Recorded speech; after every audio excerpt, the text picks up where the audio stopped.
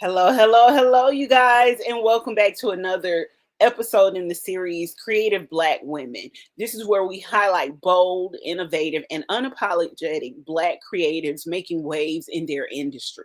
Today, we're talking about design, color, and self expression with the incredible Jazmyn Miller-Gibbs, the interior designer behind Abode Above Interiors.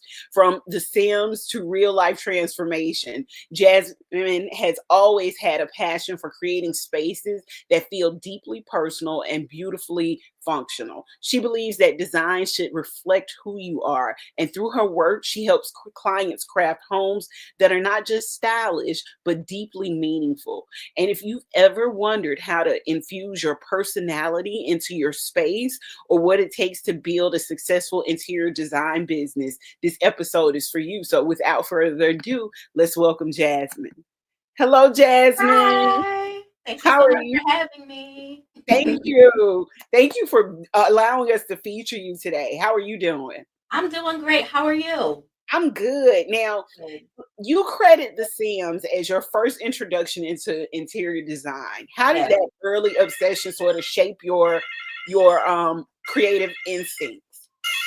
So when I was, I don't know, maybe 11 or 12, my somehow it got on the computer at the house, the home computer. Somebody was Some- playing it, probably. Somehow, right? Somehow, okay. Yeah, somehow, right? And I just, people play to explore like different possibilities for life, but what I was doing was building these ridiculous homes that were tied to like intricate stories about the characters, specifically for their personalities, and just colorful and just so creative. And so I was more obsessed with building the structures than I was, actually playing the game. So that was kind of the beginning of my fascination with design and all the ways that a home can look and all the things that it can mean for the people who live there. Love that. Now, growing up, you were surrounded by strong, creative Black women.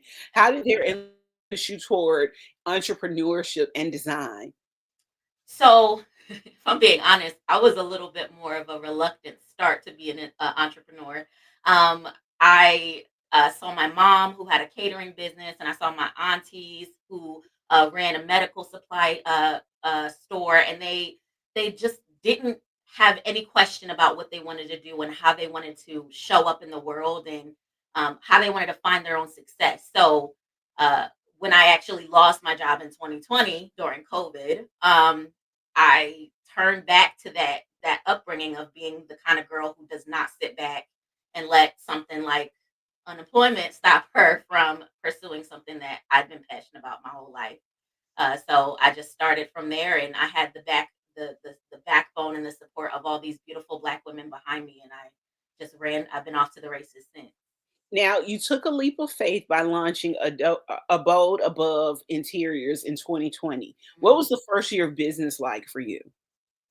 Um, First year of business was terrifying because I did not have a business background, so I genuinely was learning as I went along. But then I got a really big break in my general contractor that I found, and when I linked up with this guy, all of a sudden the work was coming in, and clients and projects were just rolling. So it started off slow and scary, but then by the end of my first year, I was like, we're doing this. This is what I do. This is who I am. So it was great. Okay, now your design aesthetic is bold, unapologetic, and deeply personal. How do you help clients step outside their comfort zones? A lot of people really just need permission to be themselves, even in their own homes. And that sounds crazy, but um, if you know who you are and you know what you like and you know what attracts you, sometimes people are afraid to just let that be that, even on the outside. A lot of my job is reassuring people that this looks good, this looks fantastic. You like it, I love it. Let's make it work, right? So that's a large part of my job. Okay, now, like you said, people are afraid to be themselves, but people are afraid of color. What Mhm. are your go-to tips for introducing like bold hues and patterns in a way that feels balanced? So I would say start small, and just remember that nothing like paint is not permanent, right? So try an accent wall, try a bold print, on some upholstery. See how you feel about it after a little bit. Let it sit with you. But don't be afraid to just go there because, like, again, interior design is not life or death, right? You will, either love it or not love it. But if you don't love it, you can always change it. My Yeah. job is to help you make those choices so you won't want to change it.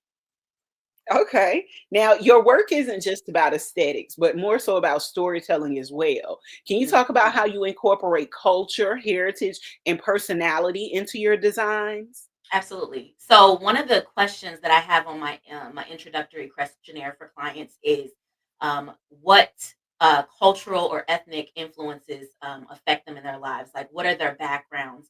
Is it important to them? You'd be surprised how many people don't even really anticipate that question, right? Because they don't think about their ethnic background as being a huge factor in interior design, but it is actually. And you want to see yourself reflected in your home. And so my job as a designer is to do that, to always pay attention to your heritage because to know where you're going, you got to know where you've been. Absolutely. Absolutely. Now, your philosophy is that a home should feel like a safe haven. What are Mhm. some key design elements that help create a peaceful and grounding space for people? Oh, there's so many. From Just give us a from few. Yeah, yeah. So, it could be something as minute as like the number of cushions you have, or how curved your furniture is, the wall color that you use, softer tones, lighter tones, and even in dramatic spaces, dark, bold colors being used in a home can go a long way to making you feel just at ease. Um, but yeah, I mean, if you have a whole bunch of really angular, sharp furniture in your home, you're not as likely to lay back and sink into it, as opposed to having some really deep, curved pieces that kind of speak to a more organic kind of shape. Those really go a long way to making a space feel really comfortable. All right. Now, interior design is often seen as a luxury service. Mhm. How do you make design accessible and functional for everyday people? So I do always say that there's two sides to interior design. There is the elite, the people that do designs for celebrities and commercial spaces like hotels, and then there are people like me who make interior design services available to the everyday person. And so my Okay. main goal is to make it so that your home feels like a comfortable haven for you, whatever that looks like and wherever your budget may fall under that category. So I do service people who have a little bitty budget. You know what I mean? Understanding that interior design it can be a luxury, right? It's a thing. It's not a necessity. It's not something you need to eat or survive. But I think that for your elevated quality of life, it's really important to have some insight about ways to make your home better and more comfortable because if you feel better every day, you operate better, you function better, maybe you work better. And so all of those things, kind of tie in. But I'm not an elite kind of designer. I'm a everyday kind of designer. I make solutions for people who have, you know, want to do it themselves, the DIYers, and people who, want to just feel a little bit elevated in their homes, just something a little nicer. So yeah, that's what I do. Okay. Okay. Now, I love the fact that you work with both in person and virtual clients. How does your approach change when you're designing a space remotely? It really relies more on technical applications when it comes to like scanning apps and measuring apps and a lot more emailing back and forth, maybe a little bit more of this, like virtual conversations, because uh, the visual component is really important in interior design, obviously. But the way I approach that client is the same, insofar that I information gather, I get all the information I need. I'm able to provide them solutions that are online as well. And so I try to have a very similar approach, but we might just rely on some more technical applications that are still accessible, but a little bit different. Okay. Now, your design process starts with understanding the client's personality and lifestyle. What are some key questions you ask before even starting on a project? Um, how do you want your home to feel in 3 words? That's one of my biggest questions. Because most of the time people don't know what they like as far as style goes, like their interior design style. But they know how they want it to feel. They want it to feel cozy. They want it to feel inviting. They want it to feel welcoming. Maybe they want it to feel luxe. Maybe they want it to feel, like a retreat. And so those words tell me a lot about what style they'll, kind of lean towards. It'll tell me something about texture and material in the space. It'll also tell me about color, which is a big part of my design. So, yeah. Okay. Now, you've had a project featured on TV, but didn't Mhm. receive credit as the designer. How did Yeah. that experience sort of shape how you advocate for yourself now? I'm a lot more no nonsense now, Cammy. I'm not gonna lie. I have that particular project was started with a friend, and so that makes it even more difficult because Mm, you have that yeah. personal relationship where you don't want to, you don't want to push boundaries. You want people who you care about to get what they want, right?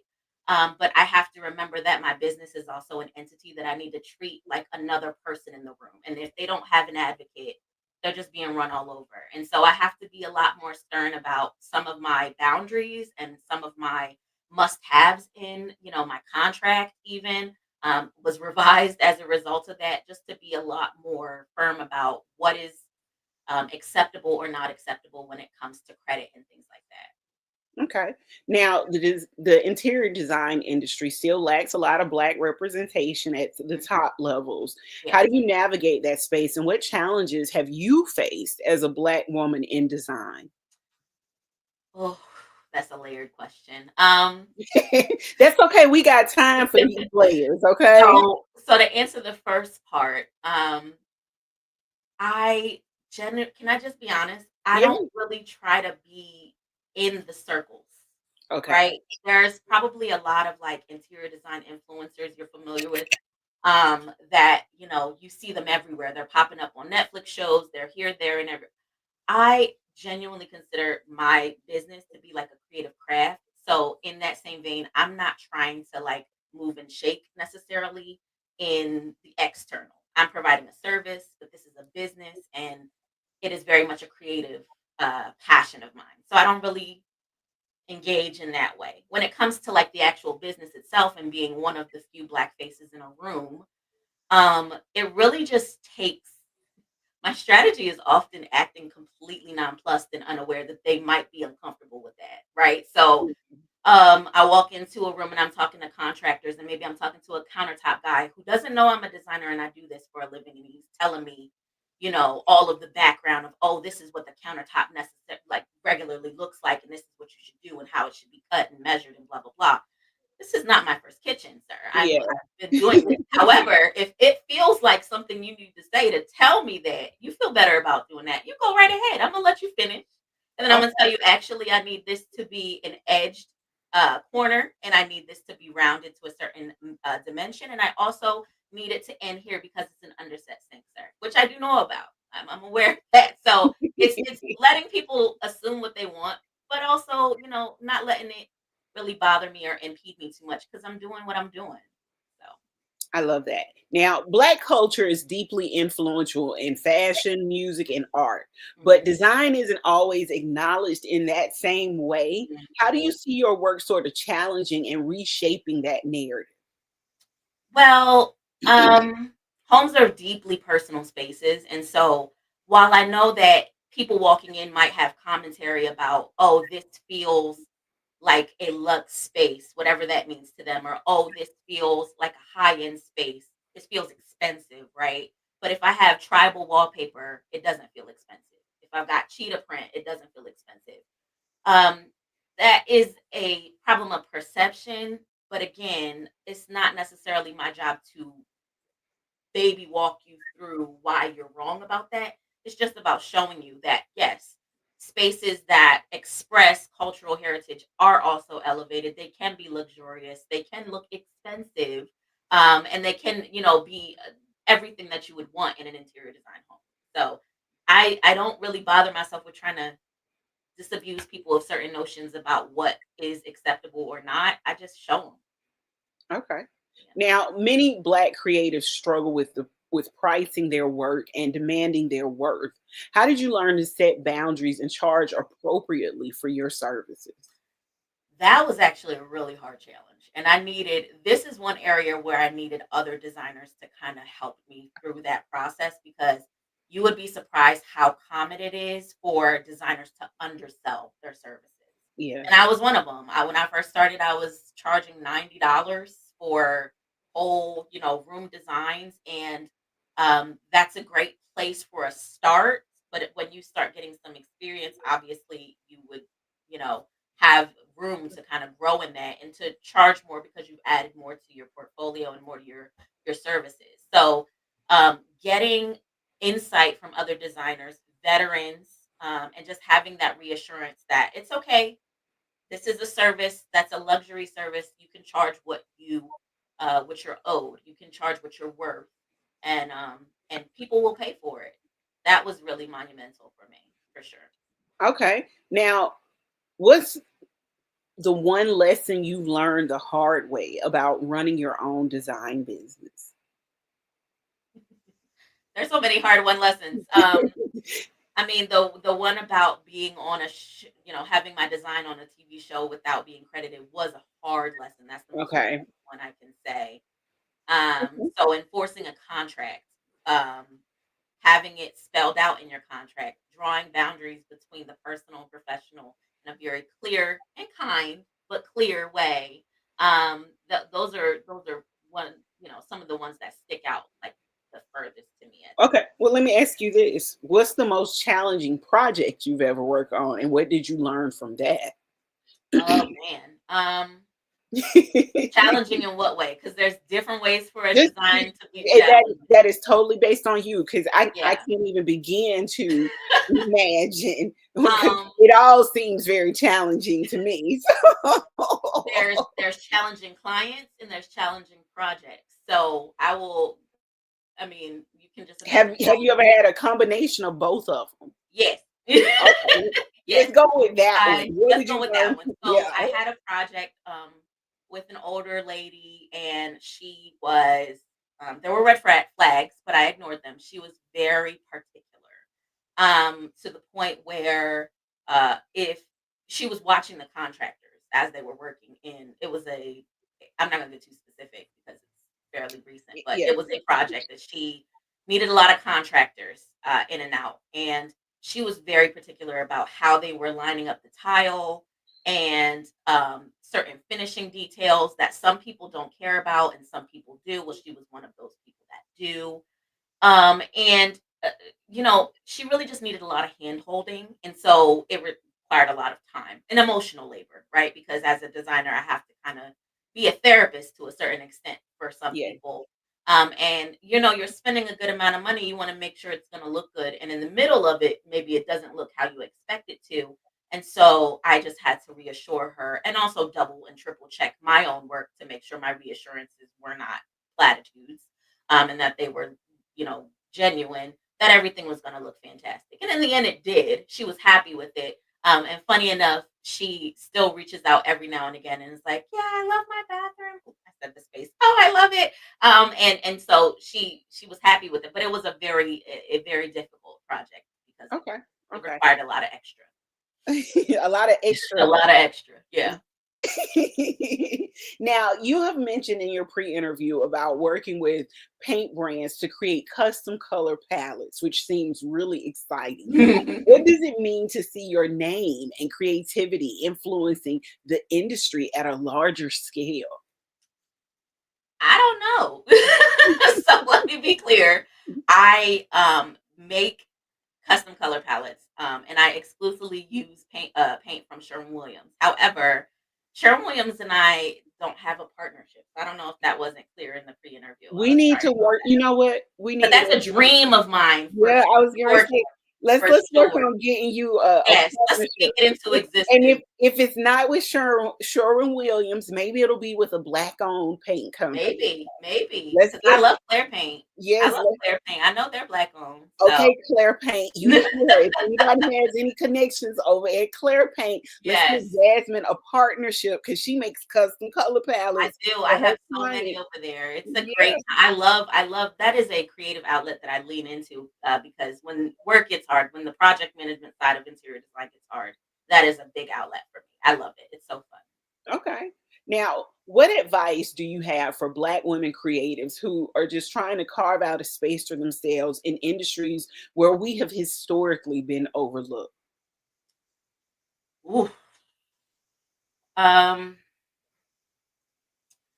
I say look back and see the proof in all of the Black women who have persevered in industries where they were the first, where they were the only, where they were the first and only since they were, right? Yeah. And just know that you have the capacity for amazing things, and there's literally nobody who could tell you otherwise. The biggest the biggest uh, impediment on you going to the place you want to go is the voice in your head that's telling you that you can't, and it's not yours. Let's be very clear. That's internalized something else that says that you can't do it. But once you learn to turn that voice off, it's a lot easier to be bold in spaces where you haven't seen it happen before. So, yeah, definitely just keep going. Look back at the wonderful women who have done exactly what you're doing and know that you can do it too. Okay, awesome. Now, when people look back at your work years from now, what Mhm. do you hope your legacy in interior design will be? That is a deep question. um, Legacy. I don't know if it's legacy so much as, well, I guess it is, right? How people feel about me. Okay. Because designing a home for someone is, like I said, deeply personal. And I hope that everybody who worked with me or has seen a space that I've worked in feel the love and the positivity that was invested into that space, through all of the labor, through all of the planning, through all of the budgeting and the tears, long nights. They understood that the whole reason I'm doing that is because I want people to feel good about where they live, and who they are and how they live their lives and their families that they're growing and all of those things. I'm coming from a place of true positivity with that. So I hope that they feel that when they walk into the space and look back in the spaces I've worked on. I love that. Jazmyn, I'm going to drop off the screen for a moment and I'm going to leave you to tell people where they can find you, how they can get in touch with you, and where to reach out to you for all of their interior design needs. Absolutely. Thank you so much, Cami. All right, guys. So if you're looking to find me out there on the internet, you can find me at my website at www.abode, ABODE, above, ABOVE, interiors.com. I'm also on the Tickety Talks at abode underscore above, and Instagram, abode underscore above, Facebook, all the places, YouTube. And I'm also in Etsy with my custom color palettes. Check them out. There are over 100 different color palettes available currently. Especially now in Black History Month, there's a special edition color palette series running. So go check it out. Thank you so much, Jazmyn. Listen, you're going to have to send me the link to your Etsy if you Okay, didn't already absolutely. include it so that we can put it in the article. We definitely want to get it out to people today because we are almost midway through Black History Month. And you guys, we Absolutely. Yes. definitely, all of these beautiful Black creative women and these business that we have been highlighting this month, we definitely want to make sure that you get out there and support them as well. And she's got Absolutely. some really dynamic color palettes because that's what she loves to do creatively on the side. Yes. And I heard her say she got Absolutely. some Black history color palettes too. So those probably are bright, bold, beautiful colors. So They are. They are. yes. See, I just guessed it. Just guessed it. Jazmyn, thank you again for allowing us to highlight you on our featured Black creative series. Thank you for just agreeing to be a part of this. Of course. Thank you so much for having me. Awesome. Now, listen, you guys, Jazmyn's story is redefining what it means to be a designer with confidence. Okay. So, her approach to interior design is not just about making spaces look good, it's about creating homes that you feel like you. If you're ready to bring more boldness, more personality, and color into your home, check out Abode Above Interiors and follow her on Instagram, TikTok, and Etsy to see her latest work. Jazmyn, again, thank you so much for sharing your journey and inspiring us to embrace of fearless design. And until next time, you guys, this has been Cami Red for another featured Black business creative.